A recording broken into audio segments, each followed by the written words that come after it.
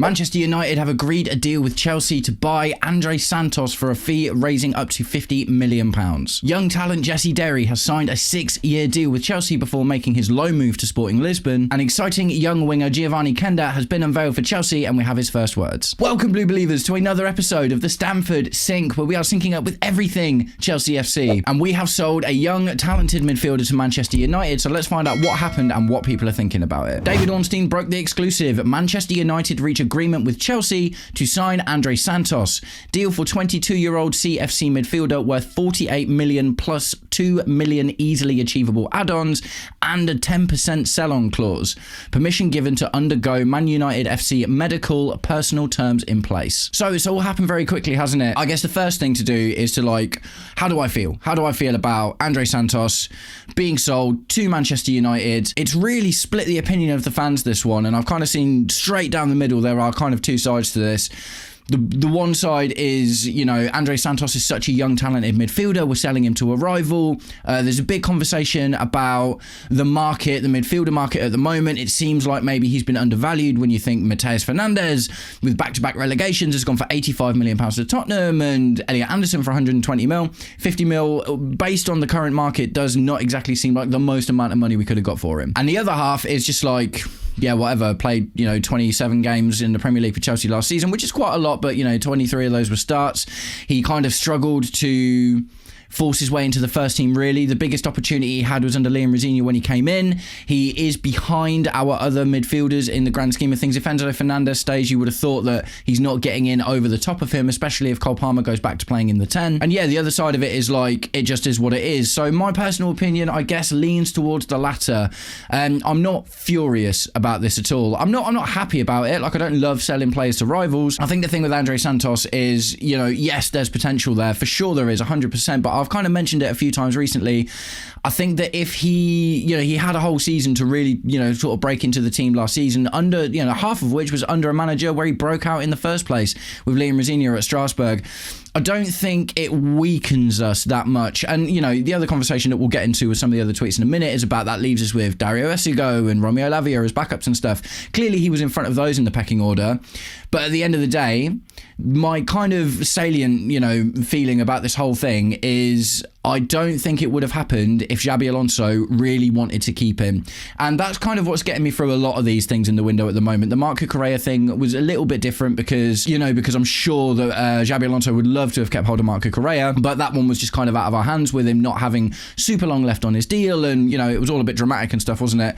But with the Andre Santos thing, he just wasn't on the list of untouchables. Josh Achiampong made it onto that list and Andre Santos didn't. So I would have thought that, and there would definitely have been suitors for Josh Achiampong. That's kind of the comparison for me. Is if you look at Josh Achiampong, who didn't play as much as Andre Santos did last season, and made less impact on the team, a young player with potential. He made it onto that untouchables list. So that kind of says to me that one of the first things that Xabi Alonso did when he came in was identify the players that he absolutely wanted to keep, and supposedly Andre Santos was not on that list. So that's kind of where I'm leaning towards. I really think that if Xabi Alonso was this guy needs to be in my team, I really value what he can bring, and I don't think I could get a better midfielder in if we sell him or something like that. I just think we would have kept him. So yeah, that's kind of my feeling, but let's move on to the next tweet. So Fabrizio Romano posted this: Andre Santos asked to leave Chelsea and wanted Man United, seen as perfect chapter for his career. 2 meetings with his agents took place in February and March. Man United FC to pay 48 million plus 2 million add-ons with 10% sell-on. So this is another thing as well. It's difficult because it's the same with Trevor Chalobah in this respect, right? Is as Chelsea fans, what we would ideally like to do is keep this player around. But I think about Man City, whenever a player wants to leave Man City, they go. Pep Guardiola and Man City are never we are keeping you even if you want to leave because that is what is best for us. They're just look, if the player doesn't want to be here, the player doesn't want to be here. Did Andre Santos realistically have a chance of bursting into the first team as much as he wanted next season? Evidently, he didn't think so. And that's the thing, isn't it? It's Andre Santos himself has looked at the players that he's got around him, the manager that's come in, and he said, I don't think I'm going to get enough minutes at Chelsea next season, and he wants to move on with his career. So, Man United have, massive holes in their their midfield at the moment. Casemiro's left. I think it's Manuel Ugarte who's been injured for a long time, and they've been linked with loads of midfielders, like they were linked with Mateus Fernandes and stuff. So evidently there's a spot available for the type of midfielder that he is as well, because we're going to play possession-based football, and maybe that doesn't get the best out of Andre Santos' specific set of skills. So for me, I am kind of on this thing, like if a player wants to leave, I think the right thing to do is to sell them, and if we can make a good profit, which we have, by the way, like a really good profit. I've seen loads of numbers flying around, I can't remember, so it looks like we bought him for £12 million 3 years ago. So if you amortise his contract, he's worth 6 mil or something. So we're making 45 million profit almost on the sale of Andre Santos. And, it is just the kind of thing that we're going to see going forward. Young players going for big profit. We've just seen us sell Tyreek George, for instance. Academy player, yes, but, 25 mil. We're going to make 40 plus mil for Andre Santos. If we sell Trevor Chalobah, we're going to make 30 mil on that. We don't need to sell all of these midfielders for this big crazy price, do we? At the end of the day. And in terms of the market, let's address the conversation about the market. I have a little bit, but as the sale's gone through, I'll readdress it now. Andre Santos is not as coveted as Mateus Fernandes was. He's not as coveted as Sandro Tonali. He's not as coveted as Adam Wharton, who's also being rated at 100 mil, and obviously not as much as Elliot Anderson, who Man City spent 120 mil to bring to the club.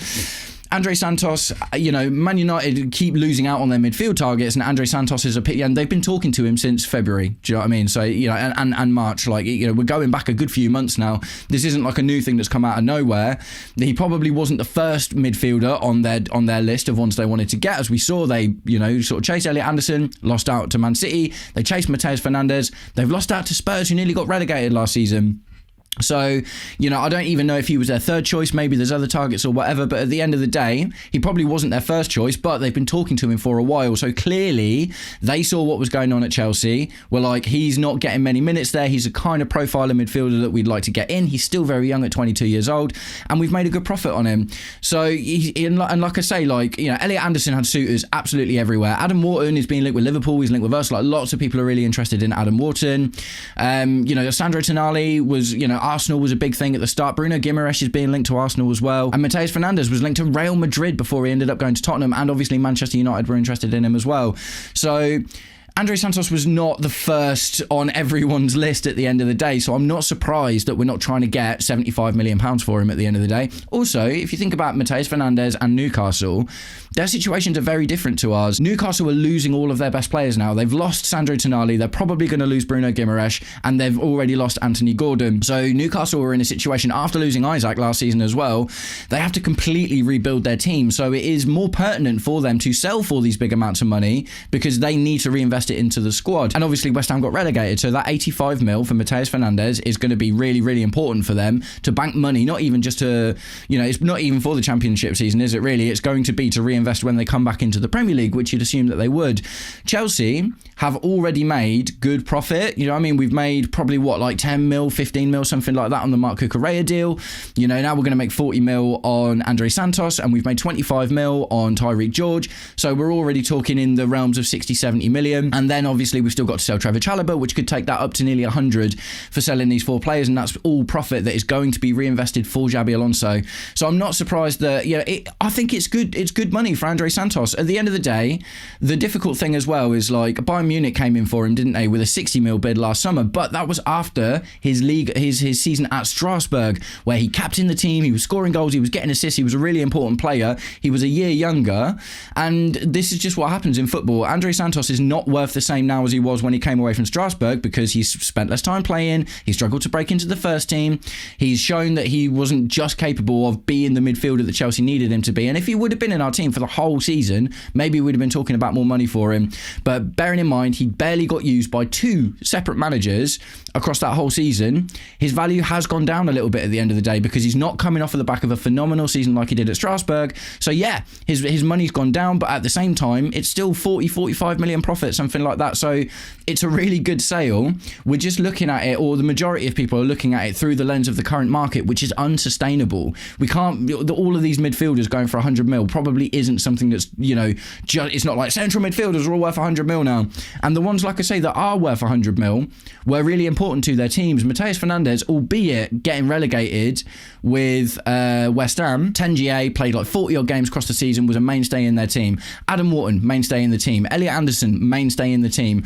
Sandro Tonali, Bruno Guimaraes, mainstays in the team. Like, this is not what Andre Santos is. So it just doesn't make sense to be like, oh, we should be getting 75 to 80 mil for him or whatever. And like I say, at the end of the day, we've got the quick sale out of the way. It is what it is. I liked Andre Santos. There's definitely potential there. Of course there is. But if Xabi Alonso doesn't see him as a cornerstone to the project, then I'll trust the manager. Chelsea Dodgers also reposted this via Fabrizio Romano. I told you Andre Santos was not untouchable. He was never going to be untouchable. The idea of Chelsea was to try and generate some profit. It was clear the match between Chelsea and Santos, despite also having Liam Rosenior for 6 months that made him perform fantastically at Strasbourg, was not working. So this is going to be a feeling that's been going on for Andre Santos for a while as well. This hasn't just come out of nowhere. And I think the really pertinent thing from what Fabrizio Romano said here is, and I mentioned it before, is the Liam Rosenior thing, right? Liam Rosenior got that tune out of Andre Santos in France. But despite that, and him being one of his favourite players at Strasbourg, couldn't do the same thing here. And he had the opportunity to, and he tried as well. Andre Santos got 8 games in a row, something like that. And when Liam Rosenior came, actually, when Callum McFarlane took over, Andre Santos was in the first team for the first couple of months, and then he just got dropped again. He just got dropped, and it wasn't the same thing going forward, was it? So, like I say, I think that's just another thing there where it just wasn't a good match at the end of the day. And with a player as valuable as Andre Santos is, because like I say, 45 mil profit in and around that is going to be absolutely brilliant.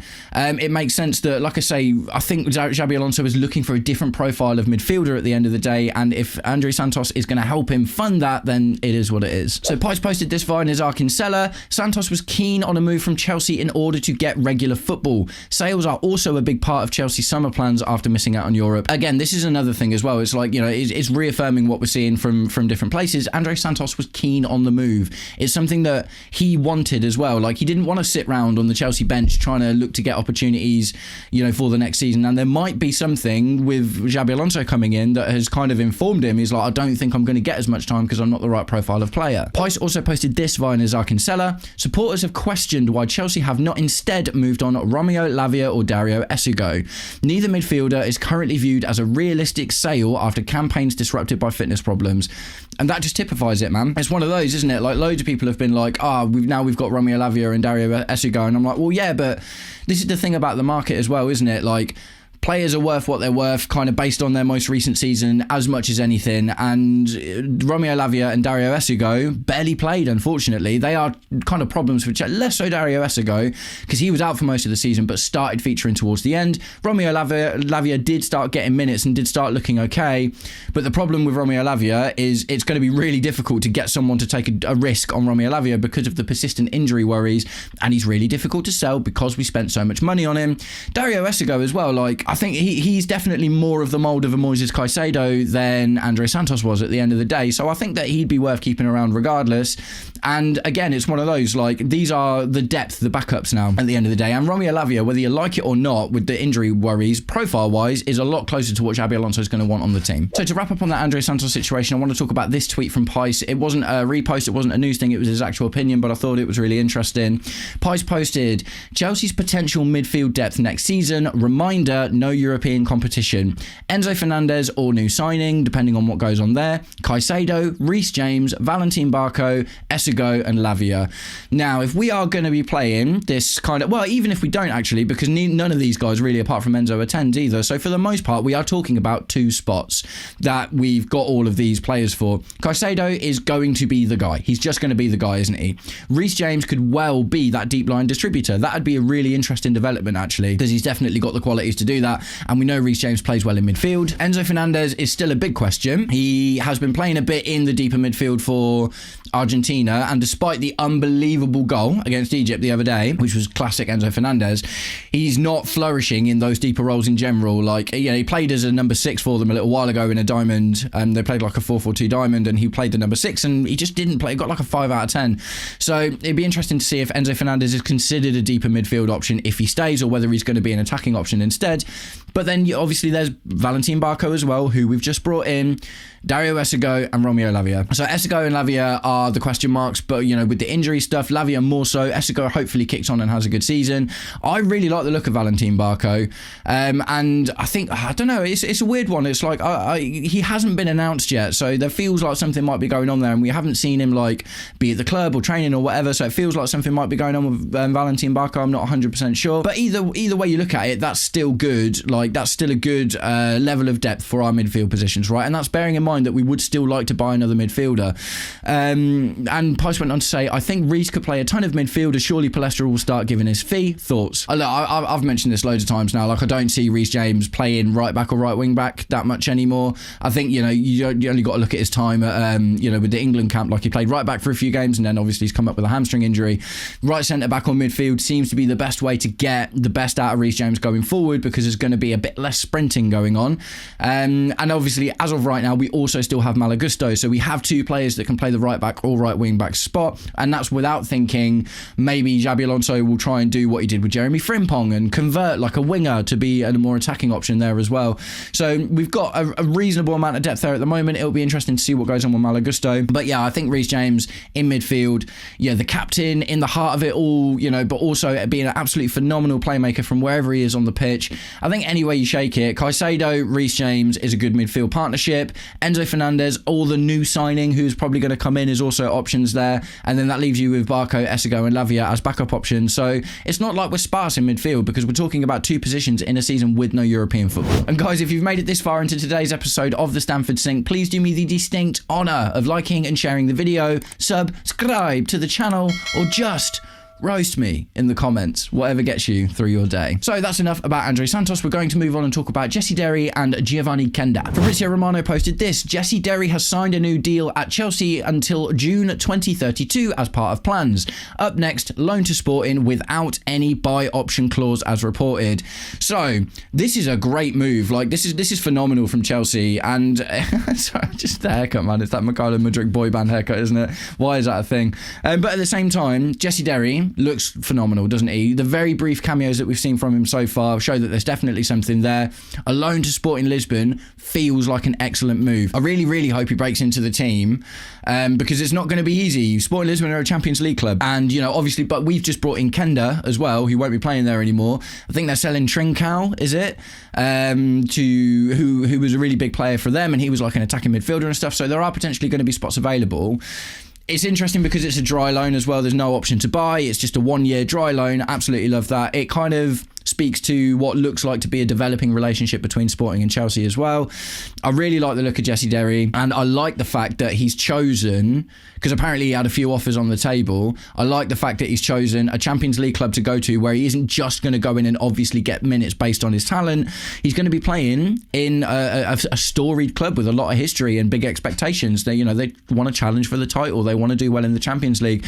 Sporting over the last few seasons has done some amazing results in the Champions League from Sporting as well. So he might get the opportunity to play some really, really big games. And like I say, I like the fact he's chosen the difficult option. It shows that he backs himself. Hopefully, he's the answer to the left wing problem over the next few seasons, right? I'll be watching him with great interest at Sporting, of course. But our left wing situation has been dire for absolutely ages now. It's been absolutely dire. Mykhailo Mudryk, Timo Werner, Mason Mount, Jamie Gittins, Alejandro Garnacho. Like, basically, Christian Pulisic is probably the best left winger that we've had since Hazard left. And that was just for the back end of that season in Project Restart. And then obviously started getting injured all the time, didn't he? So, yeah, the left wing situation for me is still a big question. It's going to be interesting to see what we do about it, because a left-sided attacker has been one of the PR sort of things that we've been looking at, hasn't it? A centre-back and a left-sided attacker has been the message from Chelsea since before the window started. I was kind of hoping, part of me was hoping to see a bit more of Jesse Derry in blue over the next season, but at the end of the day, this is a much, much better option. I think it's so important for players to go out and get experience at big clubs, and the fact that Sporting Lisbon, I think Sporting Lisbon wanted to buy him as well. There was like, they were like, oh, we would like to buy this player, and we were like, no, absolutely not, but you can loan him for a season, and they're covering all of his wages. So it's a good deal for Jesse, it's a good deal for us, and it's an exciting prospect, isn't it? Watching our young 18, 19-year-old English winger playing out in Portugal to see how he does. I'm going to wrap today's video up with a little bit about Giovani Kenda. Pice posted this via Chelsea FC. Breaking, Chelsea announced Kenda. I'm excited to work with my teammates and the manager, Xabi Alonso. I'm a very hard-working young person and I like to help my team. I want to be someone known for having the right mentality to help my teammates and who does their best for the club to win trophies. And you know what? Genuinely, everything I've seen about Giovani Kenda so far has just been great. Like the way he conducts himself, even from going back into last season when he got injured at Sporting Lisbon, and instead of staying in Sporting Lisbon for his recovery, he came to Cobham, and he was like, because he'd already made the Chelsea move. So I just think it was a really smart thing for him to do, because he was like, right, do you know what? I'm going to go and use this opportunity to get to know my new surroundings. So he's done some of the adapting already. And this is always one of the big questions when you move a young player from their home country to England. It's not just about how good they are on the pitch. It's just as much about being able to adapt to your surroundings, the new culture, the food, the weather, you know, the people around you and stuff, the new surroundings. So he's been doing that since halfway through the season already. And the other thing was he started early. He started his pre-season training early. He was unlucky to miss out on the Portugal World Cup squad because he, you know, despite being injured, he still had a really good season. He's a very good attacking player, but instead of moaning about it or taking a really long holiday or whatever, he's like, do you know what? I'm going to get to Chelsea as soon as possible. I'm going to start training, carry on familiarising myself with the surroundings, and I want to be there as soon as Xabi Alonso walks through the door and show him that I'm ready to play and I am good enough. We need more characters like this in the squad, man. Like one of the, you know, albeit we've bought a lot of young players for a little while now, like one of the problems that we've had with them has been attitude, right? And, you know, you can see it in all of the yellow cards. Like, I'll go back to, I can't remember who it was against, but the penalty debacle with Madueke and Jackson arguing on the pitch. It's like, you know, Giovani Kenda is a professional. He's been playing at Sporting Lisbon since he was 16, 17 at the very least. So he's already got a few years of top-level football under his belt.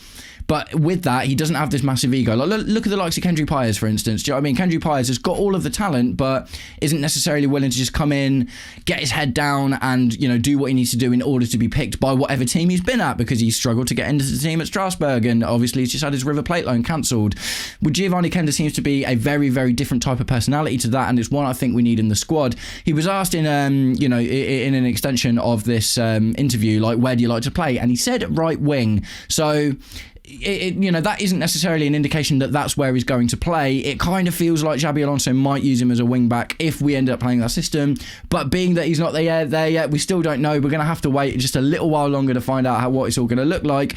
But I get the feeling that, you know, with his attitude so far, that he's going to come in and do his best at wherever he gets the opportunity to get minutes at the end of the day. And it's interesting because when he went to, when we bought him, there was an opportunity for him to follow Ruben Amorim to Man United as well. But the reason he didn't was supposedly because he wanted to carry on being an attacking player and he didn't want to be a wing back in Amorim's more defensive system.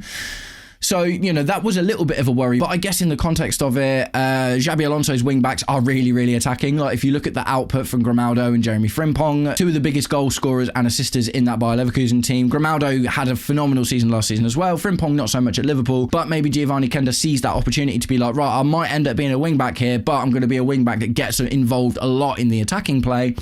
Obviously, you probably prefer the right wing because you get to cut in onto his favoured left foot and try and score goals from there. But one thing he has said here, I want to be someone known for having the right mentality to help my teammates who does their best for the club to win trophies. That is literally something that instantly says, I want to be here and I will play where I need to play in order to get the best out of the team. And, you know, he wants minutes at the end of the day. So, Giovani Kenda, really, really excited about him. I've been really excited about him for ages. He looked like such a phenomenal talent at Sporting. A really major coup for Chelsea to have got that signing over the line. With the likes of him and Esteval William, who have great attitudes, loads of talent. Yes, they are both really young players, but we've seen what Esteval can do in the Premier League already, and I'm expecting big things from Kenda as well. Nice one, guys. I'm going to wrap the video up there, but I want to know what you think about everything that we've talked about today. Andre Santos, you know, 50 mil, how do you feel about, like, well, first, just how do you feel about it? Like, are you happy or sad Andre Santos has gone? How do you feel about the money? Like I say, for me, I think that it's a lot of money. Do you know what I mean? It's a lot of profit at the end of the day. Yes, he hasn't gone for 130 million, but like, you know, the context of that is he wasn't as highly sought after. So yeah, let me know what you think about the Andre Santos situation. Jesse Derry on a loan to Sporting Lisbon and Giovani Kenda coming in. Is that kind of a swap? Do you think Jesse Derry's just going to smash it and get straight into that Sporting Lisbon team? Or do you think it's going to take a little bit more? And let me know what you think about Giovani Kenda's first words at Chelsea. Nice one, guys. Thank you very much for sticking around with me until the end, if you did, and I'll catch up with you all very, very soon. Take it easy. Peace.